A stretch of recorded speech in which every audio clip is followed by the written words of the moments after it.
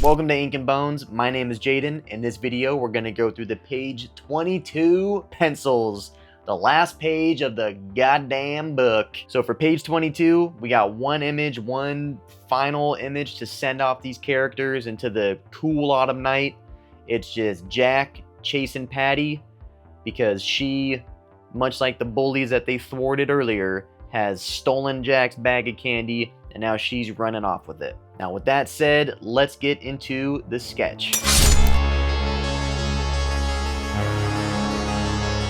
So for the sketch portion, it's kind of funny watching this now that the final image that I had in my head coming up with this story when I started to draw it out, I always had the final image of a top-down shot looking over this big sprawling neighborhood of them running.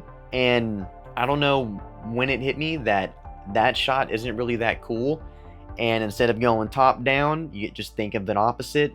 Anytime you're drawing anything, if you think of an opposite angle, it usually works. Most of the time it definitely sets up an interesting angle. So that's what I did. I brought that camera way down, ground level, and sure as shit I came up with something really fun.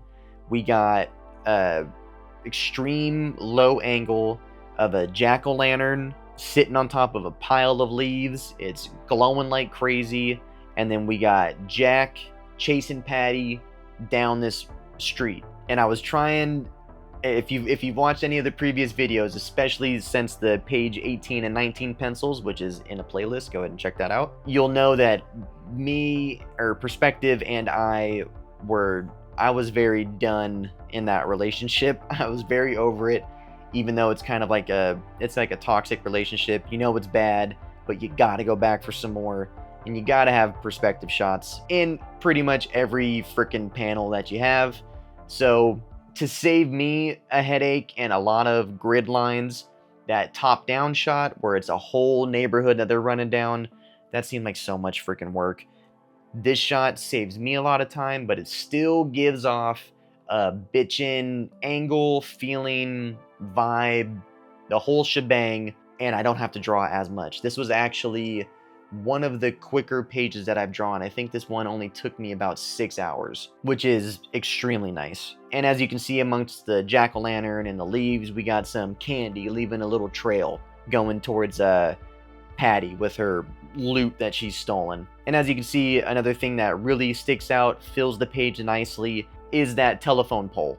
It's kind of like a motif I started doing throughout this whole book. Suburban telephone wire shit, kind of dingy. I just love that look, and it's Halloween too, so I had to put it on the last page. And then talk about some perspective. I mean, this is a very dramatic angle of how they're running, and I'm surprised that I didn't do as many passes on their poses when drawing this.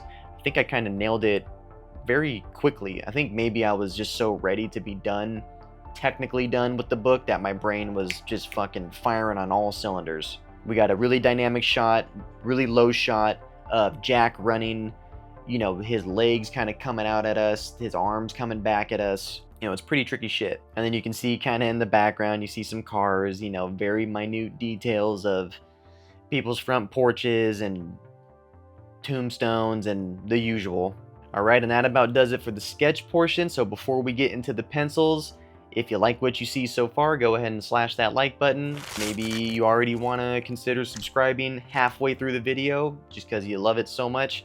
That would be fucking amazing. If you want to comment down below, I would greatly appreciate it. But with that being said, all that business bullshit out of the way, let's get into the pencils.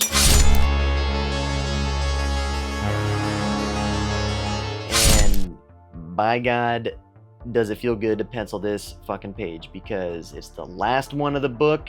Everything in my head has been, hi bubbies, everything in my head has been spilled out onto the page, and it feels very good to get these blue clean lines on this page. And like I was talking about, I think it was on the last page, anytime I add a fence or a gate or trees, it's to hide more stuff that I would have ended up having to draw in the background behind it. So we got the jack-o'-lantern in the foreground, and then right behind it we got a big ass fence and then a tree behind that, because I was done drawing Halloween decorations and shit. Good God. Now, I can't get away from it fully on this page. There still is a lot of open area, between Jack's under his little, like, his leg running and, going down the street. But I definitely managed to keep it a little bit more tame, for me, at least. And then just drawing in some more leaves scattered on the ground amongst the candy. Some more thick tree leaves in the background. And then here we go, just penciling in old Jackie Bones here. And I was really surprised about how fast and sure my lines were when drawing him, especially in this angle. It's a very tricky angle to draw someone in. And besides this bottom foot here, his leg area, I think I kind of nailed it. I was very proud of how he turned out. I know most of the book is kind of stylized. They are a little bit more cartoony. They got the Calvin and Hobbes kind of eyes going, but I don't know. I think this still works. I mean, yeah, he looks like a full-on real dude, but I think it's still cartoony enough, and I'm proud of it. And then here we, just drawing in nice little details of pants crinkles, jacket wrinkles, shit like that. Just really selling the fact that he's in motion. Hi, buddy. Oh, we got another visitor. We got another visitor in the dark. Look at this boy. Look at this boy. Oh my gosh. Fat man.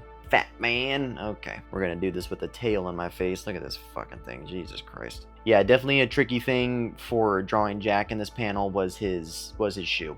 That back angle of the feet. It's tricky. Yeah, I got a lot of cats. I got 3 in this house. And I think you can see what I mean by why this was the quickest page. It is very dynamic. It is actually very tricky to draw, but because it is rather a simple thing, there's not a lot of perspective that I have to handle. You can see why I knocked it out kind of quick. It's just really a giant pumpkin, 2 people, and a couple houses here and there. Another big thing that I was thinking about while doing this is what kind of houses are they living amongst, and they just kind of switched up each time. These houses have like a walk-on deck. Some houses just have 2 steps, Sierra, 2 steps that aren't even, they don't go up any higher. It's all just kind of how I was feeling, what reference picture I was looking at, honestly. And I guess on these ones it was a lot of, these kind of look like East Coast, little Florida, Arkansas type of houses with big kind of wraparound decks. I don't know if in my mind when I was drawing them they wrapped around, but it definitely has that feel of a big deck with an awning, and again a lot of deliberate, very full trees. And then we got a clear shot of Patti, got her running away, drawing in some street signs, which I don't even think I added a lot of those in on this, but drawing a street sign, just giving it a little bit more of that lived in vibe. Even though this is a totally bullshit comic book cartoon story, I still wanted it to feel a little more, I don't know, a little lived in. And damn, it is coming to an end now, just slowly wrapping it up. Drawing some clouds, some leaves flowing. And another thing that helps too is drawing leaves, a lot of them, and especially if they're going to be in silhouette, that takes up a whole bunch of room that I don't gotta mess with, and that's what I have going over the top portion of the page, kind of creating like a nice frame. And it ends with me putting on the comic book template and making sure everything is sized appropriately. And there you have it, folks. That is page 22, the pencils. Diggity done, in the can. Let's check it out.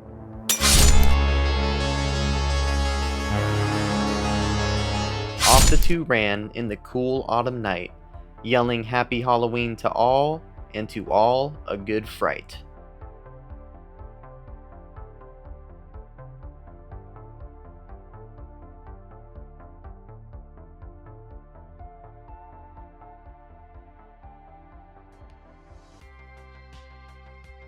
The book is done. The book is done. The book is done. The pencils technically are done. I mean, we got to the final page. I got to draw the cover, and then there is a little bit of touch-ups that I got to do throughout the book, but don't you worry, Kimosabi, because as of recording this, all that shit's been done. I'm already on the inks. You had no fucking idea. How does that make you feel? But that about wraps it up for the page 22 pencils.